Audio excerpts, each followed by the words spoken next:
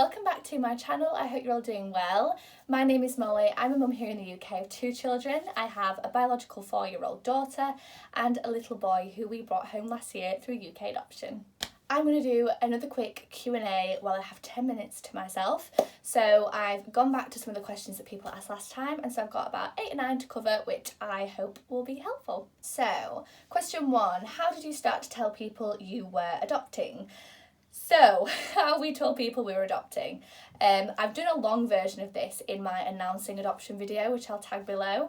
But in a nutshell, we told family first. We literally just said, by the way, we're thinking of adopting, and gauged people's reactions. They were all very positive. We told close friends, and then we told grandparents, pretty much the same way. We just tried to drop it into conversation, like, by the way, we're thinking we might adopt, we've been researching, we've been to an information evening. Or if it was later on in the process, we would say, we're actually in the adoption process, we're in the assessment phase, and people will be really excited for us. We didn't tend to drop it into conversation with people we didn't really know. We literally just kept it to close family and friends and that kind of support network. So not everybody knew until a little man actually came home. And we made an effort to be really positive and really excited about it so that we could kind of avoid any negative comments as possible. When did you tell your employer you were planning to adopt? So I told my employer when we decided to start stage 1, mainly because they had to do as a reference. My employer had to do a reference for me, and I believe that our social worker went back and asked them some more questions just about certain things. So we knew that we were going to tell them pretty much straight away. They were very positive. I kept them up to date through the process, mainly because as well, once we'd been approved and we were looking at children's profiles, I think I only had to give them 1 day notice for me to go on adoption leave. So I didn't want to leave them in the dark. I just kept them up to date. You know, if I got a profile that we genuinely were interested in, I said, we've been sent this profile. These are like ideal dates that I can tell you right now. I'll let you know if they change. And they were very supportive. The HR manager kept checking in on me, and the chief exec, my manager, all kept checking in on me. I didn't actually tell any of my colleagues except one of my best friends there. Until about 2 weeks before we started introductions, and that's purely because we've got the thumbs up from matching panel. I think it's important to tell your employer as early as you can, just because they do have some involvement in the process, and it's always good to give them some kind of notice. We've decided to stop fertility treatments and want to adopt. How did the adoption agency approach this with you? So we didn't actually have any fertility treatment, but we did experience baby loss, and I believe the process for handling baby loss and fertility treatment is exactly the same for adoption agencies. I've done a longer video on this in my baby loss video, which again I'll link below, but in a nutshell, the agency basically wanted to make sure that we had grieved all those losses that we had grieved, the fact that we were not going to have any more biological children. So in our adoption medical, which we had in stage 1 with our GP practice and our local doctor, they asked me about baby loss, they asked my husband about baby loss, just so that they were confident as a medical professional that we had grieved that we were mentally and emotionally stable around the subject. And our social worker did ask us a lot about this in our assessment. So in the stage 2 assessment, there's a part on motivating to adopt, and reasons why you're adopting. A lot of this will obviously cover baby loss or fertility treatment and the fact that that probably hasn't gone as you had expected. So you will be asked quite intense, sometimes intrusive and very emotionally triggering questions around this, and the reason for that is not to upset you. The reason is for a social worker to kind of gauge their professional opinion on how you've worked through that grief, and also how the fact that you have gone through such a battle with yourself will benefit you as an adoptive parent. So although it can be quite emotionally testing, it is for very good reasons. Was it hard to get your little man into a good routine after he moved home? In our experience, no, it wasn't. I know we were expecting him to be quite emotionally distraught and a bit detached and upset, and just it's a big thing for a child of any age to move to a new home. So we were expecting his routine to go out the window, but I think for us, because we'd done such long introductions and the introductions had been so carefully planned to the point of it detailed us doing which specific caregiving activities, we were so confident with that, and he was so used to us doing them at that point. And he'd already been to our house for the last 5 days of introductions. I think he felt quite comfortable, and his local authority planned the introductions so that he felt safe and he felt comfortable. So His routine was spot on. What are your thoughts on meeting birth family? So if you had asked me this pre-adoption, pre-training, I would have said, don't want to do it, terrified, I can't imagine letting myself do that. After the training and after adoption, I encourage it as long as it is safe 100% for the benefit of your child.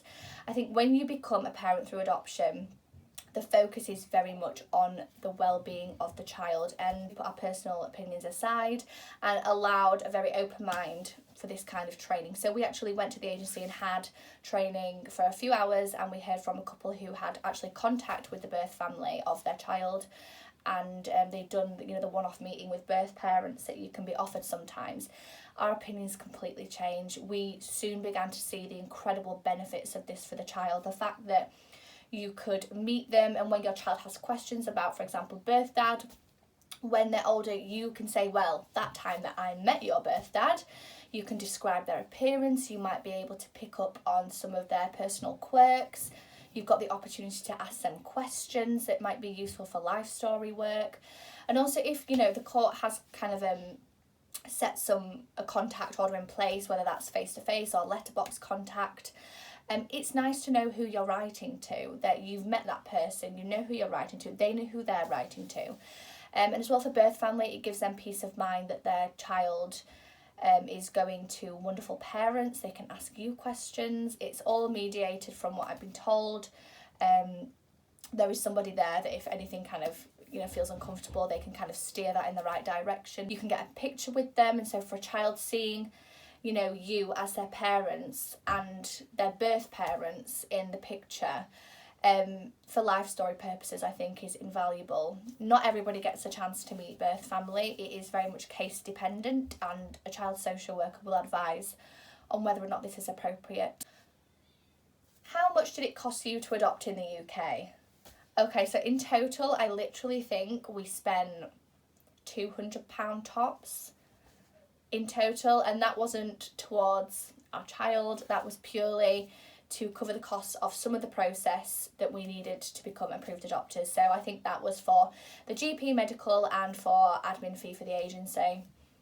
I've done a video on how much it costs in total and what kind of financial support you might be eligible for. I'll link that down below as well.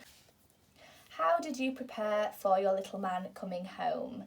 So in terms of logistics, we had spoken to foster carer and asked for a list of every single thing that we would need, his favourite food, the kind of brand and size of nappies and wipes he uses, what his preferences are for like blankets and materials in terms of bedding. We planned to use foster carer's bedding anyway, just so he had the smell on that when he first came home. His favourite toys, if he didn't have any that he needed, if there were, what kind of formula they need if they're on formula, some of the home comforts that maybe they have in their home. So we asked what kind of candles they have in their home, what kind of like home scents they use, what laundry powder they use, again just so we could replicate all of that when he came home and he would recognise those smells and the scents and the aromas or the sights or the visions. In terms of preparing the home, we child-proofed the entire house. We had a home assessment by our social worker. She gave us a list of things we needed to do, like putting stair gates on, getting a fire guard for the fire, like having child locks on all your bleach and sharp knife cupboards. So that was like logistically how we prepared. We obviously got the car seat in, we got the pram, we bought all the stuff. If that's what you mean, then that's how we prepared for little man coming home. Emotionally, I don't think we prepared emotionally at all, because you just can't prepare because we've not met him yet. So we just tried to stay as calm and relaxed as possible, but it was just pure anticipation and so much excitement. You mentioned previous mental health issues in the past. How did this impact the process for you? I'm worried it will discount me from adopting. So one of the wonderful things about adoption is that so many people can adopt. There is not an ideal profile of an adopter. So yes, I've mentioned on my Instagram before, one of the reasons I thought we might not be able to adopt was my past mental health issues from high school.